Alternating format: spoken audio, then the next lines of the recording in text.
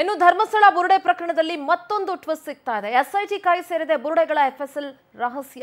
FSL report most important ಆಗಿತ್ತು. ಆ ಸ್ನಾನಘಟ್ಟದ ಬಳಿ ಸಿಕ್ಕ ಅಸ್ಥಿಪಂಜರಗಳು ಯಾರದ್ದು, ಪುರುಷರದ್ದ ಮಹಿಳೆಯರ್ದ ಅನ್ನೋ ಎಫ್ಎಸ್ಎಲ್ ವರದಿ ಈಗ ಎಸ್ಐಟಿ ಕೈ ಸೇರಿದೆ. ಸ್ನಾನಘಟ್ಟದ ಬಳಿ ಸಿಕ್ಕ ಅಸ್ಥಿಪಂಜರಗಳು ಪುರುಷರದ್ದು, ಎರಡೂ ಕಡೆ ಸಿಕ್ಕದ್ದಂತ ಅಸ್ಥಿಪಂಜರಗಳು ಪುರುಷರದ್ದು ಅನ್ನೋ ಮಾಹಿತಿ ಈಗ ಎಸ್ಐಟಿ ಕೈ ಸೇರಿದೆ. ಆದ್ರೆ ಆ ಅಸ್ಥಿಪಂಜರಗಳು ಯಾರ್ದು, ಯಾರ ಕುಟುಂಬಸ್ಥರು ಅನ್ನೋದು ಇನ್ನೂ ಗೊತ್ತಾಗಿಲ್ಲ. ಸದ್ಯ ಪುರುಷರದ್ದು ಅನ್ನೋ ವರದಿಯನ್ನ ಎಫ್ಎಸ್ಎಲ್ ಕೊಟ್ಟಿದೆ. ನೂರಾರು ಹೆಣ್ಣು ಮಕ್ಕಳನ್ನ ಅತ್ಯಾಚಾರ ಮಾಡಿ ಇಲ್ಲಿ ಕೊಲೆ ಮಾಡಿ ಇಲ್ಲಿ ಹೂತಾಕಿದ್ರು ಅಂತೆಲ್ಲ ಹೇಳಿದ್ರಲ್ಲ, ನಾನೇ ಹೂತಾಕಿದ್ದೆ ಅಂತೆಲ್ಲ ಬುರುಡೆ ಬಿಟ್ಟಿದ್ರಲ್ಲ, ಅದನ್ನೆಲ್ಲ ನಂಬ್ಕೊಂಡು ಕುತ್ಕೊಂಡವ್ರಿಗೂ ನಾಚಿಕೆ ಆಗ್ಬೇಕು, ಅದನ್ನೆಲ್ಲ ಹೇಳಿದವ್ರಿಗೂ ನಾಚಿಕೆ ಆಗ್ಬೇಕು. ಸದ್ಯ ಎಫ್ಎಸ್ಎಲ್ ರಿಪೋರ್ಟ್ ಬಂದಿದೆ, ಅದೆಲ್ಲವೂ ಕೂಡ ಪುರುಷರದ್ದು ಅನ್ನೋ ಎಫ್ಎಸ್ಎಲ್ ವರದಿ ಈಗ ಎಸ್ಐಟಿ ಕೈ ಸೇರಿದೆ. ಸೊ ಯಾರ್ದು ಅಸ್ಥಿಪಂಜರಗಳು ಮತ್ತು ಅವರ ಕುಟುಂಬಸ್ಥರು ಯಾರು ಅನ್ನೋದು ಇನ್ನೂ ಕೂಡ ಗೊತ್ತಾಗಬೇಕು.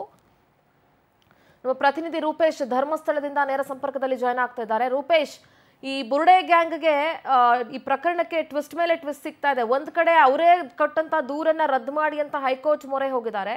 ಮತ್ತೊಂದು ಕಡೆ ಅಸ್ಥಿಪಂಜರಗಳ ಎಫ್ಎಸ್ಎಲ್ ರಹಸ್ಯ ಈಗ ರಿವೀಲ್ ಆಗಿದೆ, ಅದೆಲ್ಲವೂ ಕೂಡ ಪುರುಷರದ್ದು ಅಂತ. ಸದ್ಯ ಈ ಪ್ರಕರಣ ಸಂಬಂಧ ಏನೆಲ್ಲ ಅಪ್ಡೇಟ್ಸ್ ನಡೀತಾ ಇದೆ, ಡೆವಲಪ್ಮೆಂಟ್ ಏನಾಗ್ತಾ ಇದೆ ರೂಪೇಶ್ ಅಲ್ಲಿ?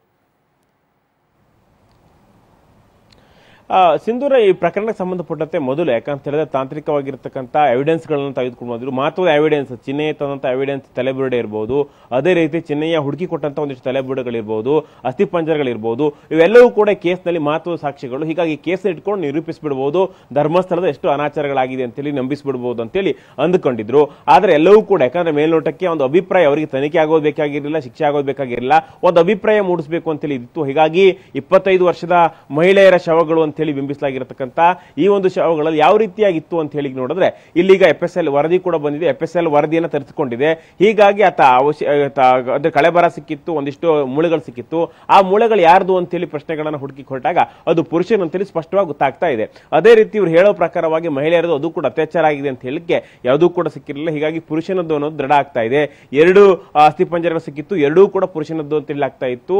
ಹೀಗಾಗಿ ಈ ಒಂದು ಇದಕ್ಕೆ ವೈಜ್ಞಾನಿಕವಾಗಿ ಕೂಡ ಸಾಬೀತಾಗಿದೆ. ಎಫ್ಎಸ್ಎಲ್ ವರದಿಯನ್ನು ಕೊಟ್ಟಿದೆ, ಇದು ಪುರುಷನನ್ನು ಅಂತ ಹೇಳಿ ಗೊತ್ತಾಗಿದೆ. ಹೀಗಾಗಿ ಕೇಸ್ ಇವ್ರು ಏನಲ್ಲ ಆರೋಪ ಮಾಡ್ತಾರಲ್ವ, ಇದು ಕೇವಲ ಹೇಳಿಕೆ ಆಧಾರದಲ್ಲ, ತಾಂತ್ರಿಕ ಸಾಕ್ಷಿಗಳ ಆಧಾರದಲ್ಲೂ ಕೂಡ ಈ ಕೇಸ್ನಲ್ಲಿ ಏನೇನು ಬುರುಡೆ ಬಿಟ್ಟರಲ್ವಾ, ಇವ್ರು ಬಿಟ್ಟಿದ್ದು ಬುರುಡೆನೇ. ಯಾಕಂತೇಳಿ ಯಾವುದೇ ರೀತಿ ಅತ್ಯಾಚಾರ ಆಗ್ಲೂ ಇಲ್ಲ, ಆ ತರ ಬುರುಡೆಗಳು ಸಿಕ್ಕೂ ಇರಲಿಲ್ಲ.